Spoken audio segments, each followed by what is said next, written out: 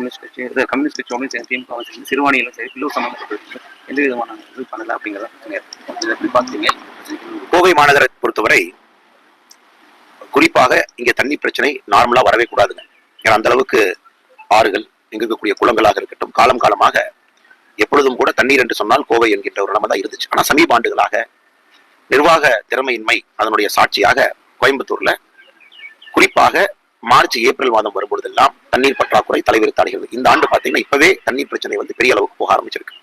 குறிப்பாக கோவை மாவட்டத்தை பொறுத்தவரை சிறுவாணி, பில்லூர் 2 திட்டத்தின் மூலமாகத்தான் மக்களுக்கு குடிநீர் கிடைக்குது. அது குறிப்பாக சிறுவாணி. இன்னைக்கு சிறுவாணி அணை பாத்தீங்கன்னா 50 அடி இருக்கக்கூடிய அணையில 18 அடி தான் தண்ணி இருக்கு இன்னைக்கு நிலமரப்படி. பில்லூர் 100 அடி இருக்கக்கூடிய அணை மட்டத்துல 62.5 அடி தண்ணி இருக்கு. அதுவும் குறிப்பாக இந்த பில்லூர் 1, 2, 3 திட்டத்துல கிட்டத்தட்ட தினமும் 40 கோடி லட்சம் லிட்டர் வெளியெடுக்கிறோம் தண்ணி. ஏன்னா பில்லூரை பொறுத்த வரைக்கும் பாசனத்துக்கும் பயன்படுத்துறோம், குடிக்கிறதுக்கும் பயன்படுத்துறோம்.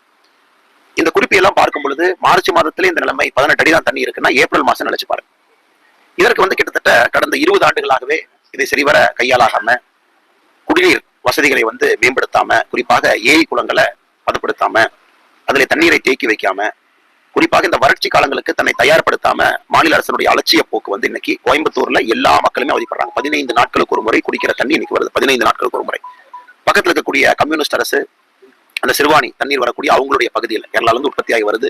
அங்கே அணை கட்டுவதற்கான முயற்சி எடுத்து கிட்டத்தட்ட 90% பணிகளை நடத்தி முடித்திருக்கிறார்கள். தொடர்ந்து இதற்கு எதிராக நாம் குரல் கொடுத்துக் கொண்டிருக்கின்றோம். ஆனா மாநில அரசு மௌனம் காக்குது. இந்தி கூட்டத்தில் இருக்கிறாங்க, அதை எதிர்த்து பேசுவதற்கு இவர்கள் தயாராக இல்லை. ஆனா இன்னைக்கு நிலைமை ரொம்ப மோசமா இருக்கு. உடனடியாக மாநில அரசு கண் விழித்துக் கொண்டு வேகமா பேசி நிலைமையை சரி செய்ய வேண்டும். இல்லைன்னா ஏப்ரல் மாசம் இன்னும் அபாயகரமாக, மே பத்தி நீங்க பேசவே வேண்டாம், ரொம்ப அபாயகரமா போயிடும். இன்னைக்கு வரலாறு காணாத குடிநீர் பிரச்சனை கோயம்புத்தூர் நகரத்துல இன்னைக்கு இருக்கு. வரலாறு காணாத பிரச்சனை.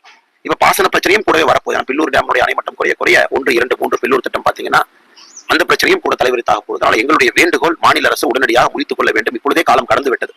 இதை சரி செய்வதற்கான எல்லா முயற்சியும் போர்க்கால நடவடிக்கை எடுக்கணும். ஏன்னா தேர்தல் நேரம் என்பதற்காக மாநில அரசு மெத்தனமாக இருப்பார்கள்.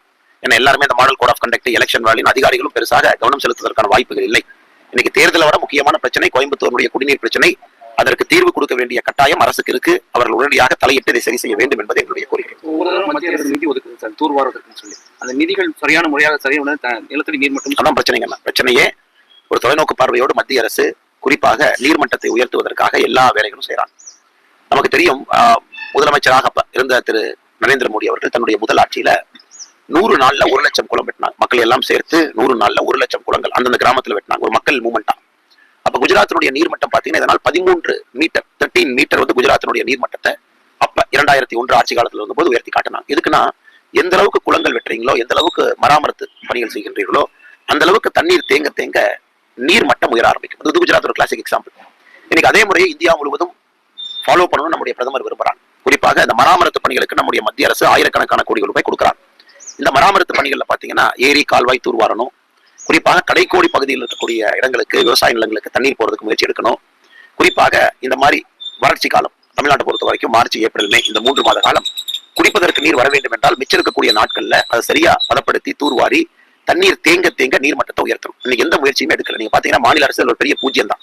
எந்த விதமான முயற்சியும் நீர்மட்டத்தை உயர்த்துவதற்கு எடுக்காதனால ஒரு ஆண்டும் தண்ணீர் பிரச்சனை, வறட்சி என்பது போன ஆண்டை விட 10% அதிகம். அடுத்த ஆண்டு இப்ப விட 10% இருக்கும்.